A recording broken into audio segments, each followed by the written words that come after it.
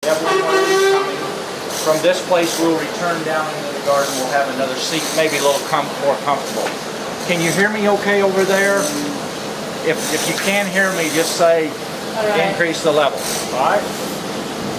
So you've come to a garden today that's under British control. A British trust has owned this garden since 1894.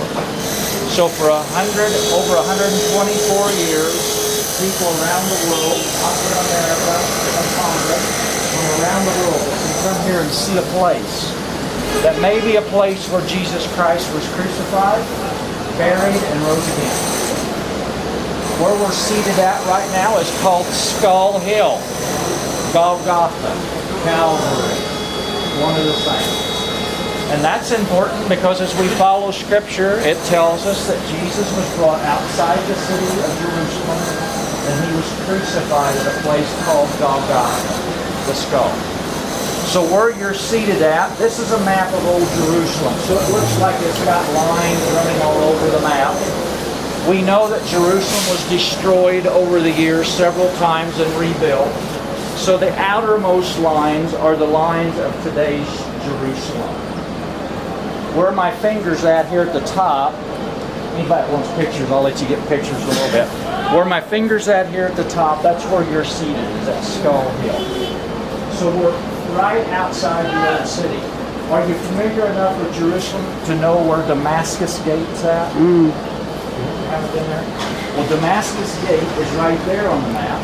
So if you look behind this green tree over there, that direction, matter of fact, there's some people on top of the wall over there. That's the wall of Jerusalem, right there. If you walk just a few feet down that direction where those people are, that's Damascus Gate. So we could get up right here from this place now, and we could walk 5 minutes and be down to the old city. So again, that's important because I want you to be thinking about location and distance. Because when Jesus was crucified, they had to bring him outside the city to this place called the Skull. We also know that the Romans crucified in a very public place. That was their deterrent to crime. So where the crosses were set, they wanted the maximum amount of people to see those crosses. We are here. The road that you came in from up to the entrance in the garden is called Damascus Road, Old Damascus Road. Today it's Nablus Road. But it's obvious it would have ran north, on up probably to Damascus, Syria. We think maybe this road in this picture could have been Jericho Road that came by Jerusalem. This road where the camels are. So what you're here to see in this rock formation in a few minutes when we get up is this skull formation in this rock. 2 eyes, a nose, and a mouth. Yeah. You're going to have time to take photos for all of you, okay, for what I showed you. So this right here is what we're up here to see, is this rock formation. The place of the skull. So it's located behind these buses. And in a moment when we're done talking, we're going to come up to the rail and take a picture, and I do suggest you take a picture of this picture. So I'm going to put this back up on the rail. There's another picture over there, and there's another picture just down the steps, okay? So again, we're at a very busy intersection, probably for the day of Jesus, outside the city. And also it said he was crucified at a place where there was a garden nearby. You just walk through a garden that we think was there 2,000 years ago. We'll talk a little bit more about that. And also that garden contained a tomb. There'll be a tomb room that you'll walk into in just a few minutes. A place where Jesus Christ may have been laid before he rose again. So I want you to think back with me a little bit and imagine, okay? We don't have this kind of noise. We don't have bus noise. But we do have noise of people. Because that time period when Jesus was crucified, it was Passover time. So we're told that all the people of the nation of Israel came to Jerusalem to observe the Passover. Just as they have done once a year ever since they came from Egypt. They observed the Passover, their Exodus. So So we're told that Jesus was arrested at the Garden of Gethsemane. Have you toured that yet? So we're here on the map. Garden of Gethsemane is down here at the side of town. The Garden of Gethsemane. So they would have brought Jesus across the Kidron Valley, if you remember that, there by the wall, into the city. And the scripture tells us that Jesus stood in front of the Jewish high priest first. There wasn't a lot of conversation because at this point, Jesus didn't have a lot to say. He'd already said most of everything he had to say. The Jewish high priest passing along to the Roman governor at that time, and the Roman governor's name is Pilate. So Pilate's the man that's going to set the direction here. Whatever's going to be done with Jesus, he's got to be the one to approve.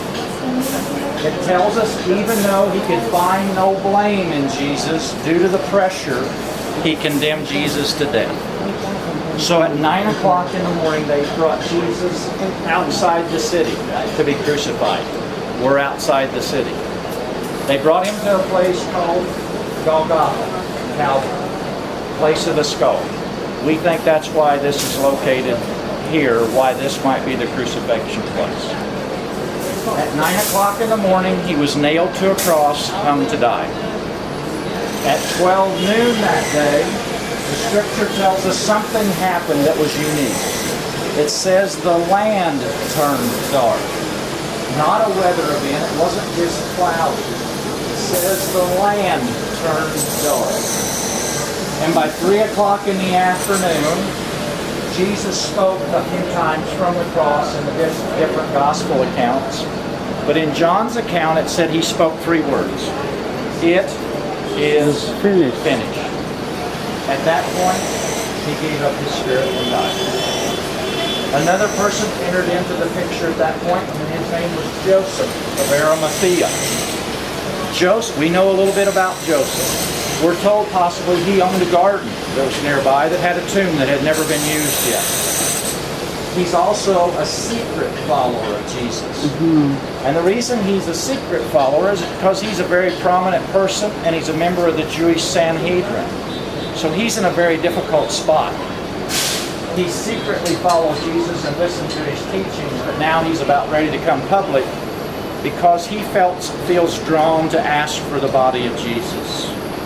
Matter of fact, in Mark it says he worked up his courage to do this.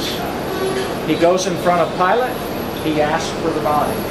Pilate's somewhat surprised because Jesus is dead so quickly, because most people take longer. So Pilate sends his people to confirm. Once it's confirmed that Jesus is dead, Pilate says you may have the body. Joseph and another friend named Nicodemus that we read about in John took the body down from the cross and took it to a garden nearby to lay it in a tomb. So I'm going to stop the story at that point, and I'm going to allow you to take some pictures up here. And after that, then we're going to walk back down in the garden about the way we came up here, and we'll talk a little bit more in the garden about this place, okay? So, you've already seen this picture here certainly is a good place. There's some folks over here to the right. Where they're standing is the best place to take a picture of the rock formation behind us. So, please, respectfully, we're going to scoot over that way, and I'll try to quietly kind of point out the rock formation here behind over the top of these buses where it's at, and you can take pictures looking into the rock formation. When everyone is done and had time,